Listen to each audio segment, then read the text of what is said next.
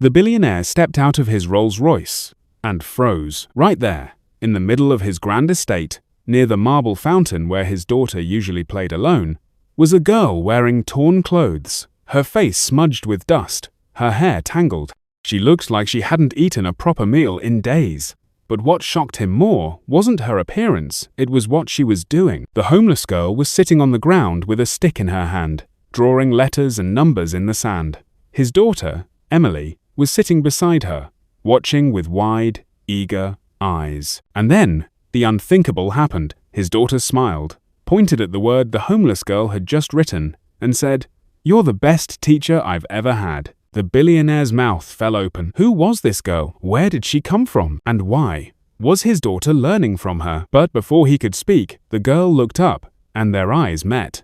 She jumped to her feet in fear, and then she ran. Now, let's go back to how it all began. But before we dive deeper, where are you watching this from?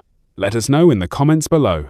And if you believe in the power of kindness, hit the like button, and let's get into the story. Our story starts in a quiet town called Rosewood Hills. Here lived a man named Richard Langford, a billionaire businessman known for his real estate empire, private jets, and his cold heart.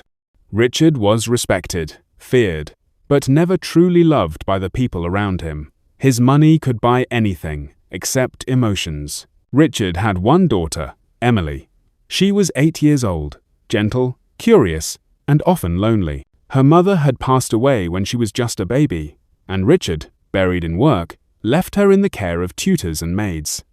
Emily had everything: a mansion, toys from every corner of the world, her own library, even a pony. But what she didn't have was a friend.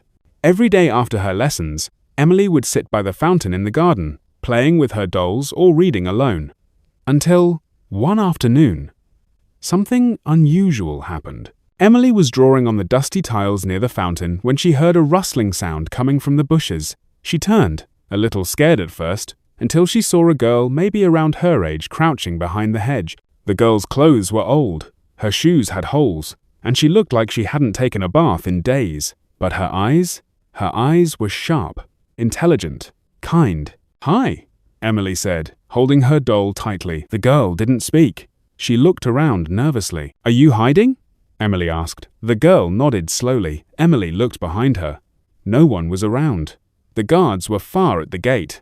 Her nanny had gone inside to take a call. "You can sit here, if you want," Emily offered. The girl hesitated, but slowly stepped out from behind the hedge and sat down on the ground, keeping her distance. "I'm Emily," she said cheerfully. "What's your name?" The girl paused for a moment, then whispered, "Hope." From that moment, something beautiful began to blossom.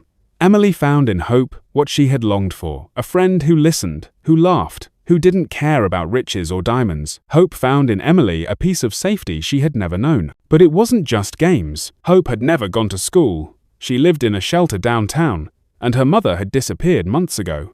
But she had something many kids didn't, an unbreakable desire to learn. She used to pick up thrown-away books from bins and read under streetlights. One day, while Emily was stuck on a math problem, Hope picked up a stick and explained it to her using shapes and lines drawn in the dirt. Emily's eyes lit up. "You should be a teacher!" From then on, every afternoon, while the adults thought Emily was playing alone, Hope would sneak in through a gap in the wall and teach her letters, numbers, poems, even songs from the streets. But the fairy tale couldn't last forever. One day, the mansion's cameras caught a shadow moving in the garden. A homeless girl? Security was alerted. But instead of calling the police, the chief guard told Richard directly. Richard, curious, decided to check it out for himself. That's how, on that warm summer afternoon, Richard walked out into the garden and saw it with his own eyes. His daughter, the heiress to his billion-dollar empire, being taught by a girl in rags. He didn't know what shocked him more, the girl's confidence as she taught, or his daughter's joy as she learned. The silence was thick. Then Emily said those 7 words that would change everything. "You're the best teacher I've ever had." That's when Hope looked up and saw Richard. Her eyes widened. She dropped the stick. She backed away. Then she ran. "Wait!" Emily cried, standing up. But Hope had already disappeared behind the hedges. Richard stood there, frozen. He had so many questions. Who was this girl? How did she get into the estate? Why was she teaching his daughter? And why? Did Emily seem happier around her than with all her expensive tutors? That night, Richard sat in his study, staring at the garden through the tall windows. He couldn't sleep. Something about that girl haunted him, not just because she was on his property, but because, in that brief moment, he saw something he hadn't seen in years. Genuine connection. Pure joy. He had spent millions on tutors, built a school wing inside the house, hired professors from other countries. But it was a girl from the streets who made his daughter truly learn. The next morning, he called off the guards and checked the security tapes. He watched the videos of Hope sneaking in, day after day. She never took anything, never caused damage. All she did was teach. But then, something unexpected happened that very evening. As Richard stood on the balcony watching the sun set over his vast lands, his assistant rushed in, pale and trembling. "Sir, there's been an incident," he said, holding a trembling phone in his hand. "You need to see this." Richard grabbed the phone, and his eyes widened. It was Hope, lying on the ground, barely breathing. What happened to her? Was she hurt? Would Emily ever see her again? Hope lay still on the cold pavement. Her arms were scratched, and her face bruised. The video showed her being dragged out from under an old truck near the back alley of the city bus terminal. A street vendor had found her there, unconscious, with her tiny hands still clutching a torn book to her chest. Richard stared at the screen, unmoving. "She's at Rosewood General Hospital now," his assistant whispered. "They say it doesn't look good." "Get the car," Richard said quietly. "But, sir," I said, "get the car." Minutes later, his black Rolls-Royce raced through the streets of the city. For the first time in years, Richard Langford wasn't thinking about meetings, money, or mergers. He was thinking about a little girl who had nothing and still chose to give. The same girl who had become his daughter's only friend. The same girl who had changed something inside him, something he hadn't felt since Emily's mother died. By the time Richard reached the hospital, it was already dark. The air smelled of antiseptic, and the waiting room buzzed with quiet whispers. He walked through the halls, people turning to look, some in awe, others in disbelief. What was a billionaire doing here? Alone. A nurse led him to the emergency room. Behind the glass, Hope lay hooked up to machines, a breathing mask on her face. She looked so small, so fragile. "What happened to her?" Richard asked.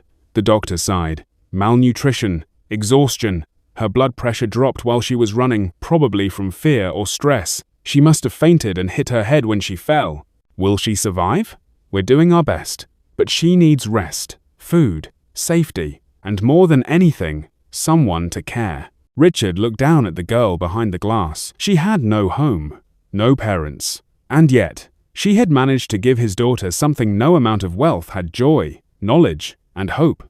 Ironically, her name fit perfectly. Emily. He suddenly remembered Emily. She didn't know what had happened yet. When he returned to the mansion, she ran to him. "Daddy, did you see her? Did you see Hope?" He knelt down and took her hands. "Yes, sweetheart, I saw her." "Did she run away because she got scared?" Emily asked, her voice breaking. "She's not bad, Daddy. She's not a thief. She just likes books. She taught me everything. I even read my first whole book because of her." Tears welled up in Richard's eyes, but he quickly looked away. "She's in the hospital now," he finally said. "But she's going to get help. I promise." "Can I see her?" Emily whispered.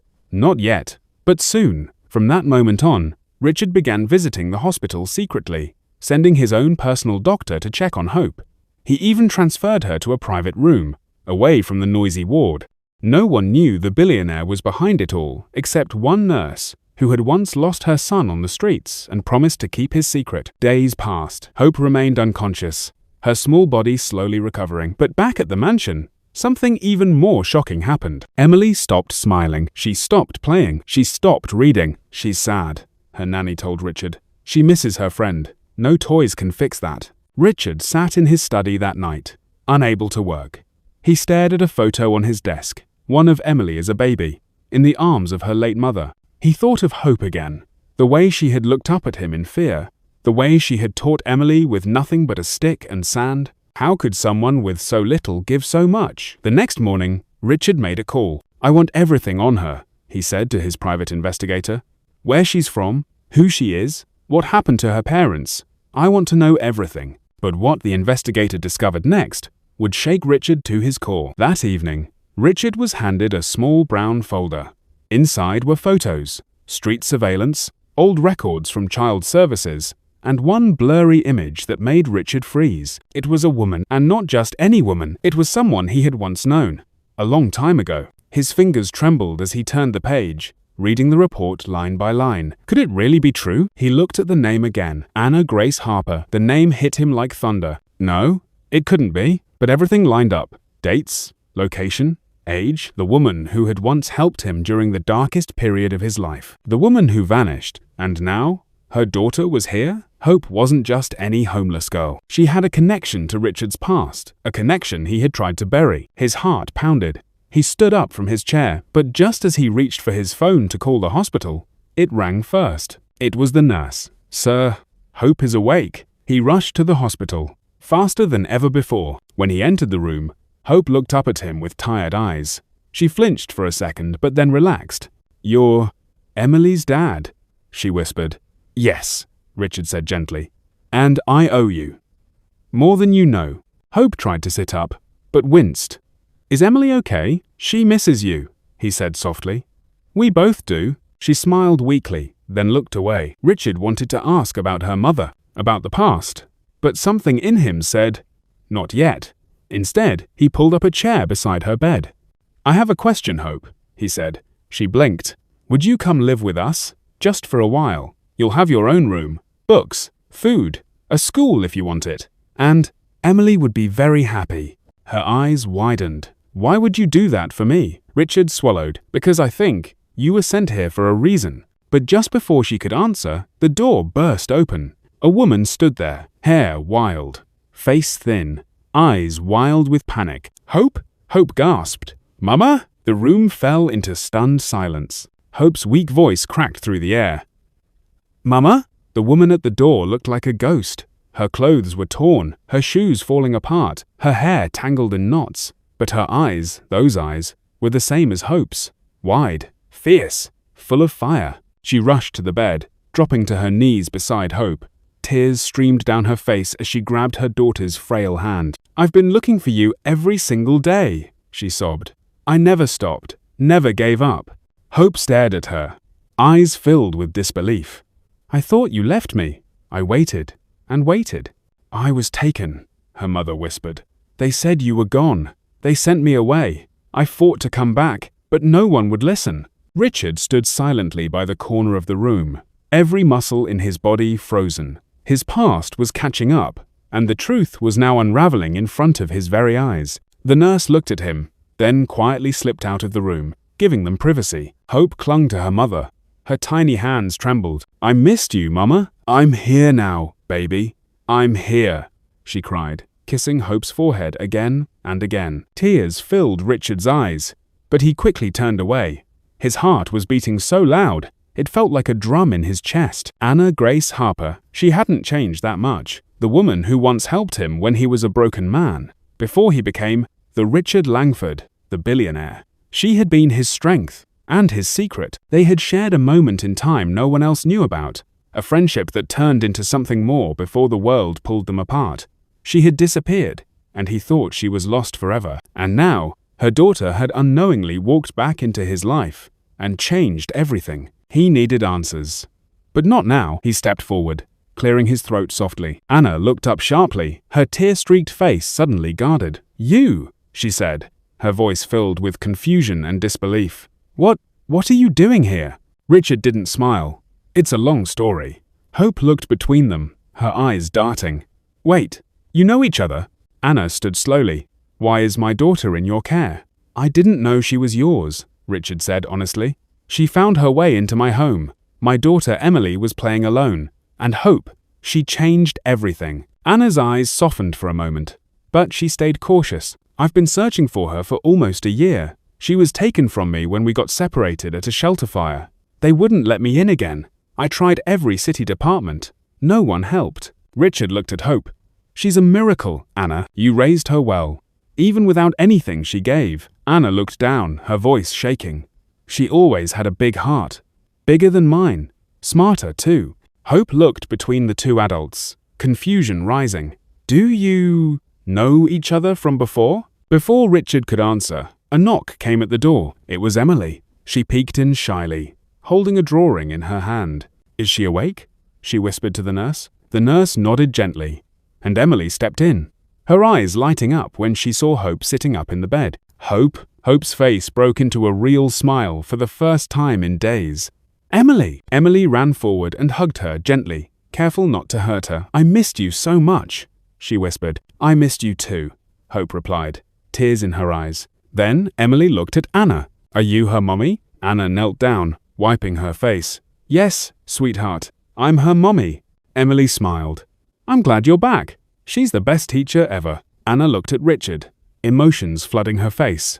She taught your daughter? Richard nodded. Better than any tutor I've ever paid for. There was silence again. But this time, it wasn't heavy. It was filled with something else. Possibility. Hope turned to Emily. Are you still reading your books? Emily nodded excitedly. Yes, I finished one on my own. You'd be proud. I am, Hope whispered. But just as things were settling into warmth, the hospital door burst open again. This time, it wasn't a friend. It was a woman in a suit, carrying a clipboard, flanked by a police officer. Hope Harper? The woman asked. Everyone turned. Anna stood up protectively. Who are you? The woman flashed a badge. Child Protective Services. We received a report that a minor with no legal guardian was found unconscious. She's to be placed in temporary care. Anna's face paled. No, I'm her mother. I'm here now. She's not going anywhere. We have no legal record of that, the woman said, sternly. There was never a filed custody claim or recovery form after the fire incident last year. Until we can verify your identity and proof of relation, the child must come with us. Hope clutched her mother's arm, terrified. Please, don't take me. Richard stepped forward. Wait, she's not going anywhere. The CPS officer turned. And you are? Richard Langford. The woman blinked. Even the police officer shifted awkwardly. Sir, with all due respect, this is out of your jurisdiction. Richard's voice turned cold. Everything you need to verify her mother's identity, I can provide. She stays with us until this is sorted out. The officer hesitated. Sir, unless you're family or legal guardian, I'm both, Richard said, eyes fixed on Anna. Everyone turned. Anna's eyes widened. What are you saying? Richard looked at her, voice low. I never told you what happened after you left, but I'm not going to let them take your daughter. Not again. He turned to the CPS agent. You have 24 hours. In that time, I'll have legal proof that Anna is her mother, and if I need to, I'll file guardianship paperwork myself to keep Hope safe. Hope and Emily clung to each other, confused, but hopeful. The CPS worker sighed. 24 hours. That's all. They turned and left. Richard exhaled. Anna stared at him. Why are you doing this? Because, he said, staring at Hope, then at her, I should have done something a long time ago. But just as he turned to leave the room to make the necessary calls, his phone buzzed. It was his assistant. The message read, Sir, urgent. Someone leaked the footage of the homeless girl teaching your daughter. It's gone viral. Media is waiting outside the mansion. Headlines say, Billionaire's daughter secretly tutored by homeless girl. Richard's face dropped. The world now knew, and everything was about to change. Outside the hospital, flashing cameras lit up the night like fireworks. Reporters shouted questions, microphones waved in the air, and drones hovered above the parking lot. Mr. Langford, is it true your daughter was being secretly taught by a homeless girl? Do you plan to adopt the girl? Is this a publicity stunt? Why haven't you responded to the public yet? Richard lowered the phone slowly, his jaw tight. He looked at the hospital hallway, where Hope was still in bed with Emily beside her, drawing pictures together, completely unaware of the chaos now spinning around their lives. He turned to Anna, who looked both angry and afraid. What's going on? She asked. The world found out, Richard said grimly. Someone leaked the footage, maybe from security or the hospital. It's all over the internet. The media is outside. They're turning this into a circus. Anna's hands shook. They'll twist the story. They'll make her look like a thief, a liar, like she tricked her way into your house. I know, Richard cut in, voice sharp.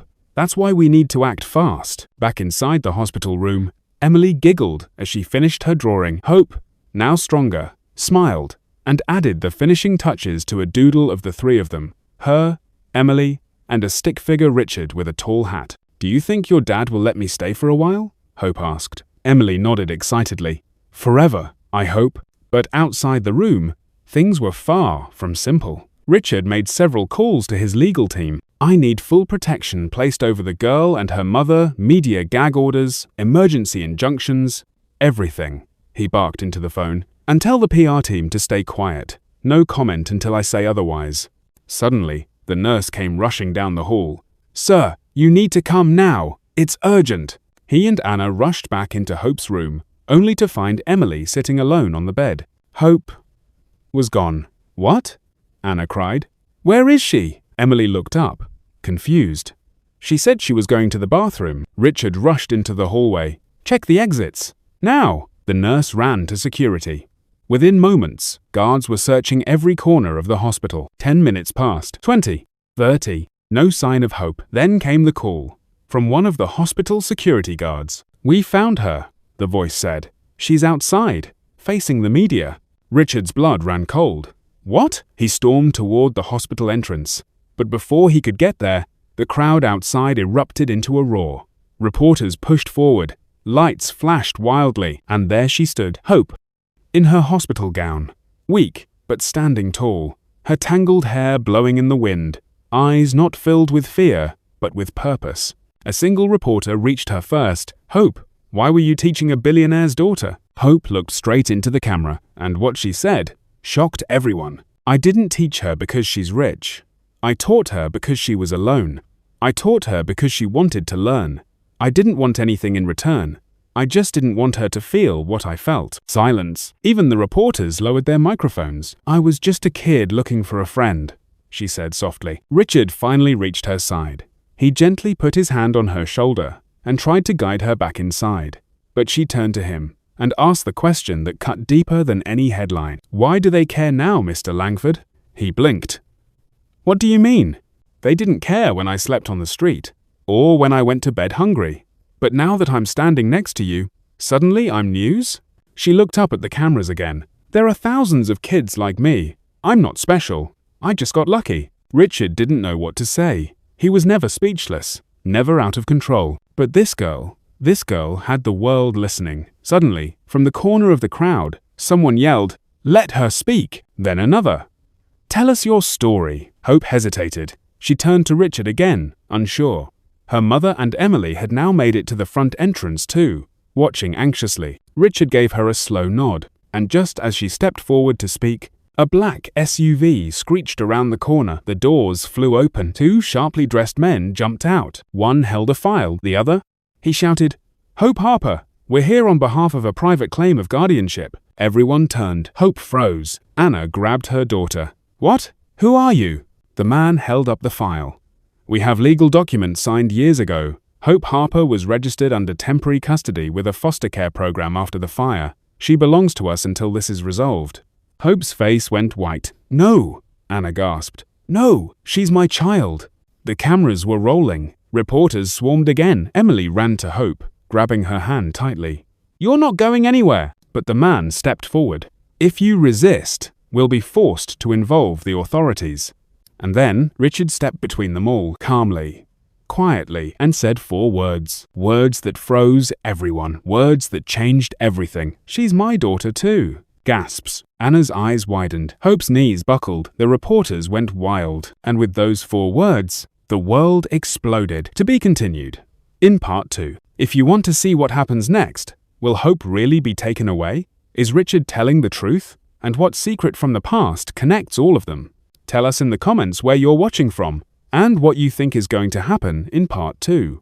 And don't forget to like, share, and subscribe for the next chapter of this unbelievable true story, because this is just the beginning.